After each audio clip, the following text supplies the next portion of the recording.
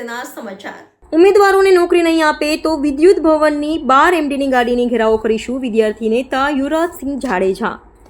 2022 વિધાનસભાના ચુનાવ પહેલા અખબારી યાદીમાં થર્મલ પાવર સ્ટેશન ખાતે 1200 જેટલા હેલ્પર લેવાની પ્રસારિત કરવામાં આવ્યું હતું, જેના આજે 3 વર્ષ પૂરા થઈ ગયા છે। તમામ દસ્તાવેજ પુરાવા આપી ચૂક્યા બાદ પણ તેમને નોકરી મળી નથી, જેને લઈને 2 દિવસથી ઉપવાસ આંદોલન પર વિદ્યુત ભવનની ઓફિસ બહાર બેઠા છે। આજે વિદ્યાર્થી નેતા યુવરાજસિંહ જાડેજા પહોંચ્યા હતા।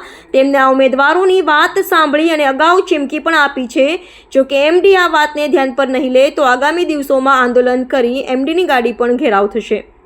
ઉમેદવારો સાથે વાત કરતા તેમણે કહ્યું કે અમે રોજ 400ની મંજૂરીમાં કામ કરીએ છીએ। આજે મારા પરિવાર મારા થકી ઘર ગુજરાન ચાલી રહ્યું છે, ત્યારે મારી માતાને હું ન્યાય માટેની માંગણી કરવા જઈ રહ્યો છું, તેમ કહીને વડોદરા આવ્યો છું। એક સામાન્ય પરિવારમાં રહેતા નોકરી મળે તો મારું જીવન ગુજરાન ચાલશે।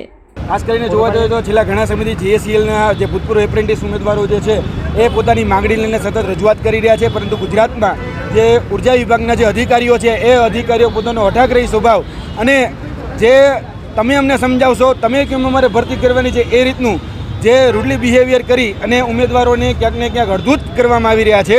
અને આજે ઉમેદવારો ના છૂટકે ભૂખ હડતાલ ઉપર બેઠા છે।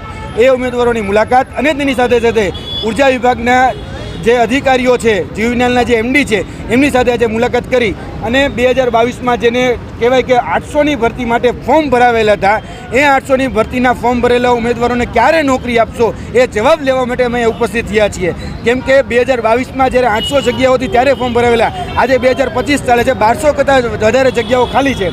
અને છેલ્લા 3 વર્ષથી પોતાની માનીતી પોતાની વાલી દવલી એજન્સીઓને કોન્ટ્રાક્ટ આપી, આઉટસોર્સિંગ એજન્સીઓને કોન્ટ્રાક્ટ આપી સતત અને રિન્યૂ કરી અને પોતાના લાગતા વળગતા મળતિયા લોકોને આમાં સેટ કરવામાં આવી રહ્યા છે। અને આ સુનિયોજિત કાવતરાના ભાગરૂપે જે કોન્ટ્રાક્ટ એજન્સીઓને કોન્ટ્રાક્ટ આપી પોતાના માનીતા લોકોને ક્યાંક ને ક્યાંક કાયમી કરવાનું સુનિયોજિત કાવતરું ચાલી રહ્યું છે, તેના વિરુદ્ધમાં આજે જીવવિજ્ઞાન કચેરી ભેગા થઈ ગુજરાતના ઉર્જા મંત્રી અને એની સાથે સાથે ગુજરાતના ઉર્જા અધિકારીઓના આજે રજૂઆત કરવા માટે આવ્યા છે કે તાત્કાલિક ધોરણે આ મુદ્દાનું નિરાકરણ લાવો અને તાત્કાલિક ધોરણે જે હકદાર છે, લાયક જે છે એ લોકોને નોકરી આપો। નિરાકરણ નહીં આવે તો ખાસ કરીને જો નિરાકરણ નહીં આવે તો આ જ જીવવિજ્ઞાન જે કચેરી છે એની બહાર ધરણા પ્રદર્શન અને એની સાથે સાથે કહી શકાય કે અહીંના જે એમડી છે એનો પણ અમે ગાડીનો ઘેરાવો કે ઘરનો ઘેરાવો કરવા પડે જો મજબૂર કર્યા તો એના ગાડીનો ઘેરાવો પણ કરીશું અને ઘરનો ઘેરાવો પણ કરીશું। અને ગુજરાત જે વિધાનસભા ગાંધીનગર ખાતે છે એ ગાંધીનગર વિધાનસભા ઘેરાવો કરવાની પણ અમારી તૈયારી છે।